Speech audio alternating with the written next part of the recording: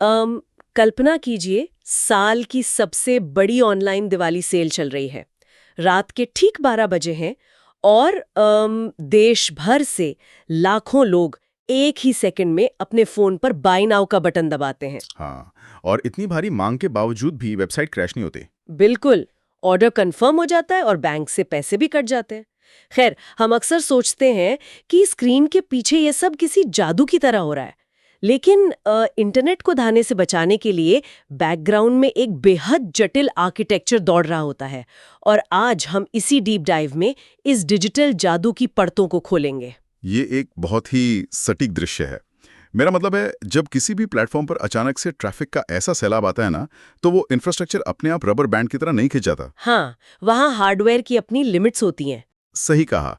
उन सर्वर्स पर, जो असल में बड़े बड़े डेटा सेंटर्स में रखी मशीनें ही हैं, अचानक से बहुत अधिक दबाव पड़ने लगता है। और ऐसे समय में सिस्टम का क्रैश ना होना कोई संयोग नहीं है। ये एक सोची समझी इंजीनियरिंग है ना? बिल्कुल।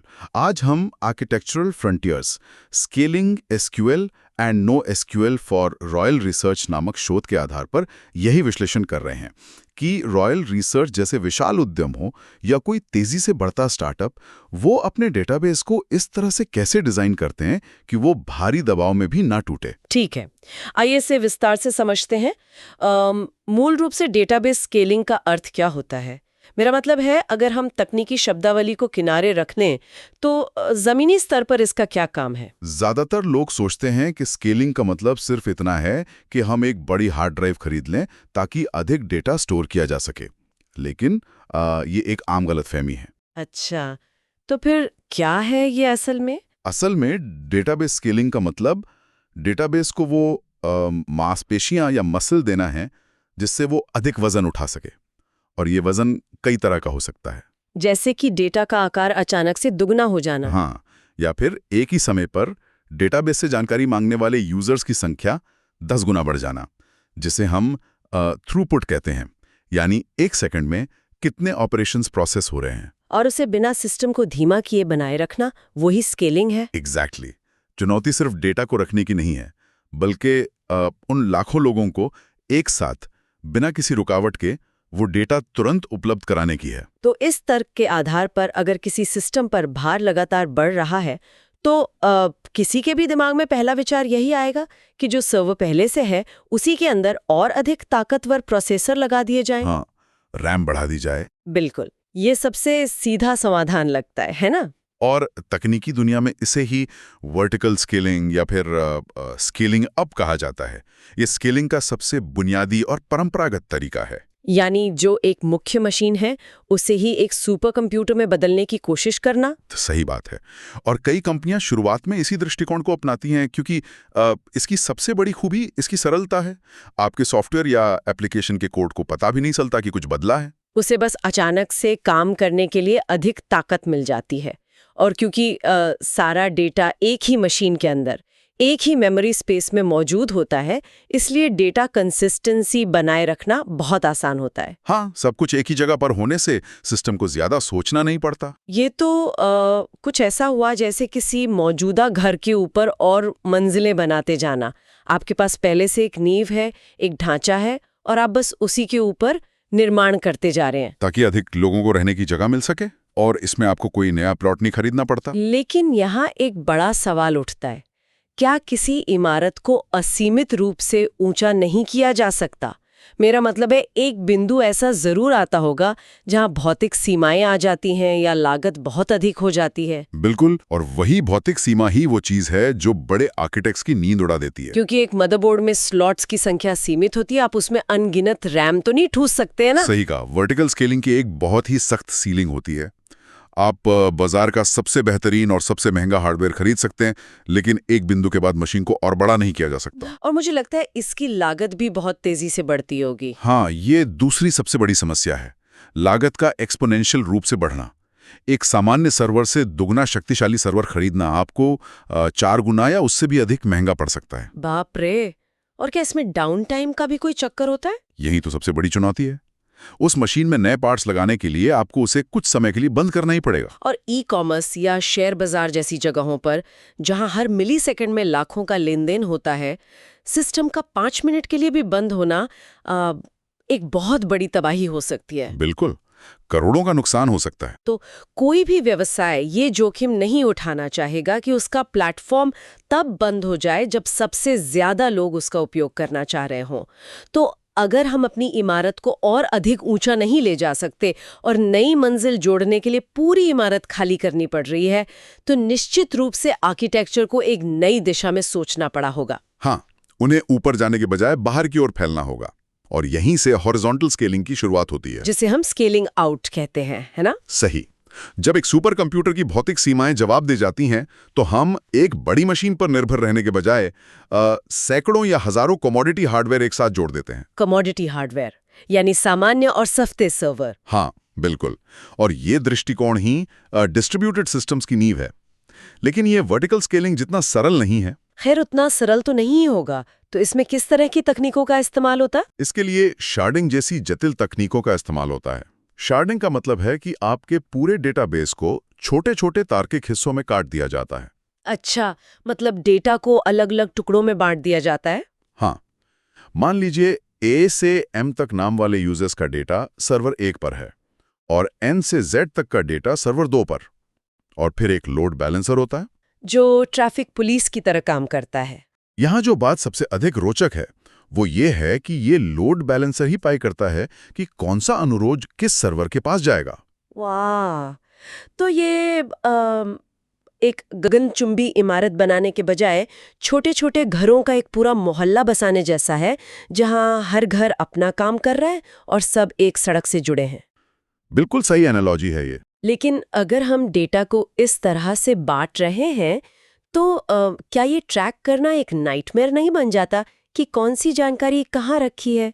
मेरा मतलब है, अगर उस मोहल्ले में किसी एक व्यक्ति को ढूंढना हो, तो हर घर का दरवाजा खटखटाना पड़ेगा। ये एक बहुत ही जायज सवाल है और इसकी जटिलता यहीं पर आती है। और क्या ये सर्वरों के बीच लगातार होने वाला संचार नेटवर्क को बहुत धीमा नहीं कर देगा? हाँ, पर देखिए कैसे ये डिस्ट्रीब्यूटेड सिस्टम्स अपनी कमियों को ही अपनी ताकत बना लेते हैं। ये बहुत जटिल जरूर हैं, लेकिन इसका सबसे बड़ा फायदा है असीमित विकास या इन्फिनिट स्केलेबिलिटी। और विश्वसनीयता भी है ना? बिल्कुल। अगर मोहल्ले का एक घर यानी एक सर्वर पूरी तरह से जल भी जाए, तो भी माहौल का चलता रहता है, क्योंकि डेटा की दूसरी पार्टियां या रेप्लिकेशन दूसरे घरों में भी मौजूद होती हैं। लेकिन मैंने जो नेटवर्क के धीमे होने की बात कही थी, उसके बारे में क्या? वही इसका सबसे कमजोर पहलू है। इसे हम नेटवर्क लेटेंसी कहते हैं। भले ही डेटा फाइबर ऑप्टिक केबल्स के जरिए प्रकाश की गति से यात्रा कर रहा हो, लेकिन जब सर्वर एक दूसरे से हजारों किलोमीटर दूर हों, तो वो भौतिक दूरी भी एक देरी पैदा करती है। यानी अगर सर्वर ए पर कोई जानकारी अपडेट होती है, तो सर्वर बी तक वो जानकारी पहुंचने में कुछ मिलीसेकंड का समय लग सकता है। हाँ, और इसे हम इवेंचुअल कंसिस्टेंसी कहते हैं। यानी डेटा अंततः सुसंगत हो जाएगा, लेकिन तुरंत नहीं। ठीक है, ये स्पष्ट रूप से एक बहुत बड़ा और गंभीर ट्रेड ऑफ है। एक तरफ आपके पास वर्टिकल स्केलिंग की सादगी है, लेकिन एक सख्त भौतिक सीमा है। और दूसरी तरफ हॉरिजॉन्टल स्केलिंग की असीमित क्षमता है, लेकिन उसके साथ आने वाली भयानक जटिलता और नेटवर्क देरी है। तो किसी कंपनी को ये मोहल्ला बसाने या इमारत ऊंची करने का चुनाव कैसे करना चाहिए? मुझे लगता है कि ये काफ़ी हद तक इस बात पर निर्भर करता होगा कि उस मोहल्ले में किस तरह का सामान या किस तरह का डेटा स्टोर किया जा रहा है। ये चुनाव पूरी तरह से डेटा की प्रकृति और व्यवसाय की आवश्यकता पर निर्भर करता है, और यहीं से डेटाबेस की दुनिया का सबसे बड़ा विभाजन शुरू होता है। आप SQL बनाम NoSQL डेटाबेस की बात कर रहे हैं ना? बिल्कुल। इन दोनों को अलग अलग प्रकार की समस्याओं को हल करने के लिए डिजाइन किया गया है। SQL, जिसे हम रिलेशनल डेटाबेस भी कहते हैं, वो संरचित या स्ट्रक्चर्ड डेटा के लिए है। यानी ये हर चीज को रोज और कॉलम्स में बहुत ही कड़े नियमों के साथ रखता है। हाँ, लेकिन SQL की सबसे बड़ी पहचान उसकी डेटा संरचना नहीं, बल्कि उसके एसिड गुण हैं: एटोमिसिटी, कंसिस्टेंसी, आइसोलेशन और ड्यूरेबिलिटी। यहाँ ये विषय वास्तव में बेहद दिलचस्प हो जाता है, क्योंकि ये एसिड गुण सुनने में किसी साइ-फाई फिल्म की शब्दावली जैसे लगते हैं। हाँ, थोड़ा टेक्निकल साउंड करते हैं। लेकिन असल में यही वो गुण है जो हमारे वित्तीय और महत्वपूर्ण सिस्टम्स को बिखरने से रोकते हैं। तो क्या हम इन एसिड गुणों को थोड़ा और बेसिक तरीके से समझ सकते हैं? ये वास्तव में काम कैसे करते हैं? जरूर। इसे एक साधारण बैंक ट्रांजैक्शन से समझते हैं। मान लीजिए आप अपने दोस्त को 500 रुपए भेज रही हैं। ठीक है। तो एटॉमिसिटी का नियम ये सुनिश्चित करता है कि ये पूरा ट्रांजैक्शन ऑल और नथिंग होगा। यानी अगर आपके खाते से पैसे कट गए लेकिन उसी मिलीसेकंड में सर्वर क्रैश हो गया और दोस्त के खाते में पैसे नहीं पहुंचे तो क्या होगा? तो सिस्टम उस पूरे ट्रांजैक्शन को रद्द कर देगा और आपके पैसे वापस आ जाएंगे। पैसा कभी भी डिजिटल शून्य में गायब नहीं हो सकता। वाह, ये तो बहुत जरूरी है। और आइसोलेशन क्या होता है? आइसोलेशन यह सुनिश्चित करता है कि अगर दो लोग एक ही समय पर एक ही ट्रेन की सीट बुक करने की कोशिश कर रहे हैं तो वे दोनों एक दूसरे के ट्रांजैक्शन को प्रभावित नहीं करेंगे। सीट केवल एक को ही मिलेगी? सही कहा। अगर हम इसे व्यापक संदर्भ से जोड़कर देखें तो एसिड गुणों की यह सख्त और कठोर आवश्यकता ही वो कारण है जिसकी वजह से एसक्यूएल डेटाबेस स्वाभाविक रूप से वर्टिकल स्केलिंग के लिए अधिक उपयुक्त होते हैं। क्योंकि जब आपको हर पल हर मिलीसेकंड ये गारंटी देनी हो कि डेटा बिल्कुल सुसंगत रहेगा, तो उस पूरे डेटा को एक ही शक्तिशाली मशीन के अंदर रखना कहीं अधिक सुरक्षित और आसान होता है। बिल्कुल। ऐसा नहीं है कि एसक्यूएल में हॉरिजॉन्टल स्केलिंग या शार्डिंग बिल्कुल संभव नहीं है। कई कंपनियां ऐसा करती हैं। लेकिन ऐसा करने के लिए तो बहुत भारी इंजीनियरिंग और जटिल कोड की जरूरत पड़ती होगी। हाँ, और निरंतर निगरानी की भी, क्योंकि नेटवर्क में डेटा बांटने से एसिड गुणों का उल्लंघन होने का खतरा हमेशा बना रहता है। समझ गई। अगर मैं इसे एक एनालॉजी से समझाऊं तो एसक्यूएल एक बहुत ही सख्त और व्यवस्थित फाइलिंग कैबिनेट की तरह है, जहां हर कागज, हर फाइल अपनी एक तय जगह पर ही होनी चाहिए। सब कुछ बहुत अनुशासित है। हाँ, और उसके विपरीत नो एसक्यूएल कैसा होगा?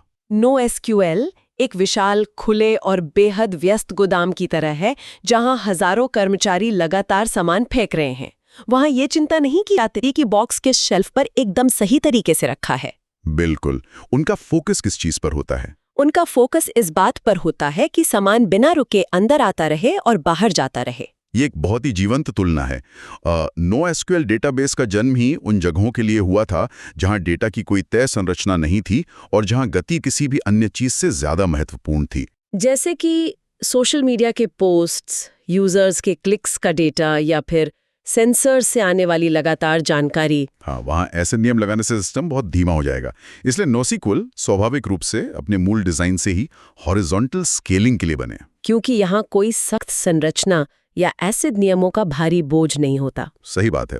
इसलिए डेटा को हजारों सस्ते सर्वरों के बीच क्षैतिज रूप से विभाजित करना और उसकी रेप्लिकेशन बनाना बहुत आसान हो जाता है। और जब कोई नोड या सर्वर खराब होता है तो दूसरा तुरंत उसकी जगह ले लेता है। बिल्कुल। और इसीलिए ये हाई अवेलेबिलिटी के लिए एक बेजोड़ तकनीक बन जाती है। खैर, ये सब तकनीकी रूप से बहुत आकर्षक है, लेकिन कागज पर सिद्धांत समझना एक बात है और असल दुनिया में से लागू करना बिल्कुल दूसरी बात। हाँ, ग्राउंड रियलिटी थोड़ी अलग होती है। बिल्कुल। विभिन्न उपकरणों और उनकी ताकतों को समझने के बाद ये देखना महत्वपूर्ण है कि रॉयल रिसर्च जैसी कंपनियां या बड़े टेक जायंट्स वास्तविकता में ये निर्णय लेते हैं कि उन्हें किस रास्ते पर जाना है। हाँ, मतलब थ्योरी और प्रैक्टिस का अंतर समझना जरूरी है।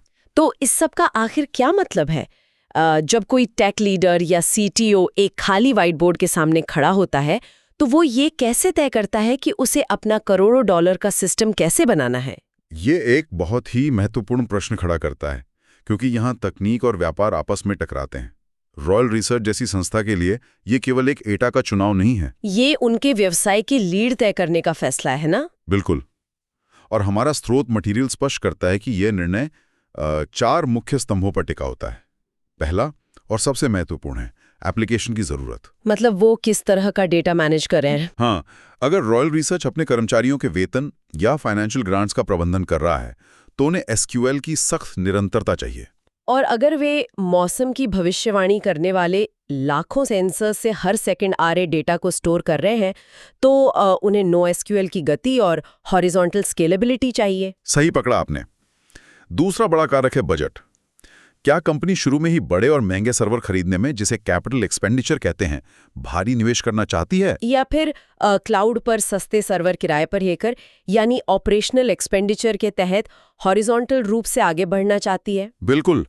तीसरा कारक है भविष्य के विकास का अनुमान। अगर आप जानते हैं कि आपका ट्रैफिक अगले 1 साल में 100 गुना बढ़ने वाला है, तो शुरुआत से ही हॉरिजॉन्टल आर्किटेक्चर की जटिलताओं को अपना लेना लंबी अवधि में समझदारी है। और चौथा कारक क्या है जिसे लोग अक्सर नजरअंदाज कर देते हैं? वो है टीम की तकनीकी विशेषज्ञता। देखिए, एक हॉरिजॉन्टली स्केल्ड डिस्ट्रीब्यूटेड सिस्टम को चलाना एक बुरे सपने जैसा हो सकता है। इसके लिए तो बेहद कुशल और महंगे इंजीनियर चाहिए होंगे। हाँ, वही बात है। इस निर्णय प्रक्रिया को और स्पष्ट करने के लिए स्रोत सामग्री में दी गई कुछ वास्तविक दुनिया की कंपनियों की यात्रा पर नजर डालना बहुत ज्ञानवर्धक है। जैसे कि फेसबुक की शुरुआत को ही ले लीजिए। उन्होंने अपनी यात्रा एक बहुत ही बुनियादी वर्टिकली स्केल किए गए माईसीक्वल डेटाबेस के साथ शुरू की थी। हाँ, जब तक वो एक कॉलेज के नेटवर्क तक सीमित थे, तब तक एक बड़ा सर्वर उनका काम चला रहा था। और वही उनके पतन का कारण बन सकता था। जैसे ही फेसबुक ने वैश्विक स्तर पर उड़ान भरी और उनके यूजर्स लाखों से अरबों में तब्दील हुए, एक सर्वर को बड़ा करने की रणनीति बुरी तरह विफल होने लगी। क्योंकि उनका जो सोशल ग्राफ का डेटा था कि कौन किसका दोस्त है, किसने क्या लाइक किया है, वो इतना विशाल हो गया कि कोई भी एक मशीन उसे नहीं संभाल सकती थी। तब उन्हें अपने पूरे आर्किटेक्चर को हॉरिजॉन्टल दिशा में मोड़ने के लिए मजबूर होना पड़ा। बिल्कुल। और आज वही परंपरागत एसक्यूएल के साथ कैसेंड्रा जैसे नो एसक्यूएल सिस्टम का एक बहुत ही जटिल मिश्रण इस्तेमाल करते हैं, ताकि उस अभूतपूर्व पैमाने को संभाला जा सके। अमेज़न की कहानी भी कुछ ऐसी ही है, लेकिन उनका दबाव अलग तरह का है। हाँ, उनका ट्रैफिक पैटर्न अलग है। जब प्राइम डे या ब्लैक फ्राइडे जैसी सेल आती है, तो अमेज़न के सिस्टम पर एक ही सेकंड में लाखों लोग अपने शॉपिंग कार्ट में सामान डाल रहे होते हैं। और अगर वो एक वर्टिकल एसक्यूएल डेटाबेस का उपयोग कर रहे होते, तो वो एसिड चेक्स करते करते ही क्रैश हो जाता। इसलिए उन्होंने डायनामोडीबी का निर्माण किया, जो पूरी तरह से हॉरिजॉन्टली स्केल किया गया एक नो एसक्यूएल डेटाबेस है। हाँ, ये उस अचानक आए ट्रैफिक सुनामी को बिना किसी रुकावट के संभाल लेता है। और स्ट्रीमिंग की दुनिया में नेटफ्लिक्स इसका सबसे ज्वलंत उदाहरण है। उनका पूरा बिजनेस मॉडल ही इस बात पे टिका है कि यूजर जहां भी हो उसे बिना बफरिंग के वीडियो मिले। सही। इसके लिए वे दुनिया भर में फैले हुए कैसेंड्रा नो एसक्यूएल डेटाबेस का उपयोग करते हैं। हॉरिजॉन्टल स्केलिंग का फायदा ये है कि अगर टोक्यो में कोई सर्वर अचानक से बंद हो जाता है, तो सिंगापुर का सर्वर तुरंत वो बाहर उठा लेता है और स्क्रीन पर फिल्म 1 सेकंड के लिए भी नहीं रुकती। बिल्कुल।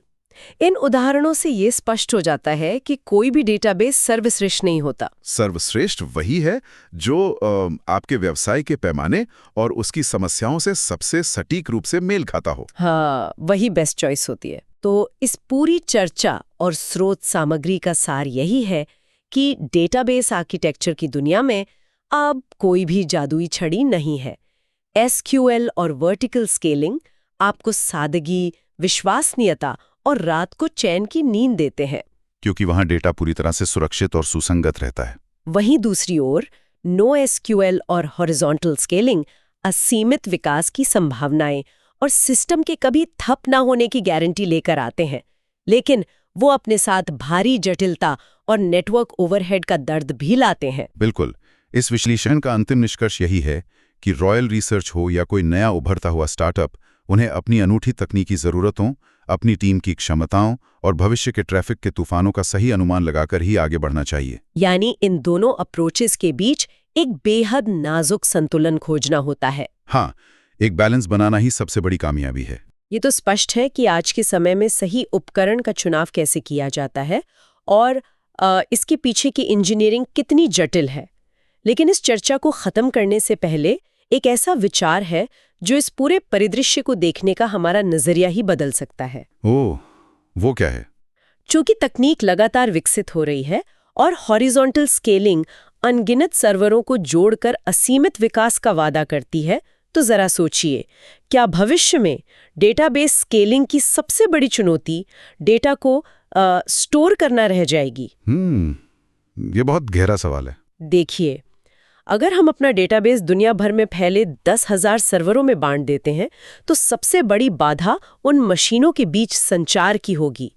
हमारी फाइबर ऑप्टिक केबल्स में डेटा प्रकाश की गति से चलता है और हम प्रकाश की गति को तो नहीं हरा सकते। हाँ, भौतिकी के नियम तो हमें रोकेंगे ही। तो क्या अगली तकनीकी क्रांति सर्वर जोड़ने की नहीं, बल्कि एक ऐसे प्रिडिक्टिव डेटाबेस की होगी मेरा मतलब है एक ऐसा AI ड्रिवन डेटाबेस जो इतना बुद्धिमान हो कि वो आपके क्लिक करने से कुछ मिलीसेकंड पहले ही भविष्यवाणी कर ले कि क्या मांगा जाने वाला है। वाह। और उस डेटा को पहले से ही सबसे नज़दीकी सर्वर पर तैयार रखें। बिल्कुल। उस स्थिति में क्या वर्टिकल और हॉरिजॉन्टल की ये मौजूदा सीमाएं पूरी तरह से अप्रासंगिक नहीं हो जाएंगी? ये एक ऐसा उत्तेजक विचार है जो इस बात को चुनौती देता है कि डिजिटल दुनिया के उस नल के पीछे भविष्य में क्या होने वाला है। ये सचमुच आगे सोचने पर मजबूर कर देता है। और सुनने वालों के लिए भी ये निश्चित रूप से एक ऐसी चीज है जिस पर वो आगे और विचार कर सकते हैं।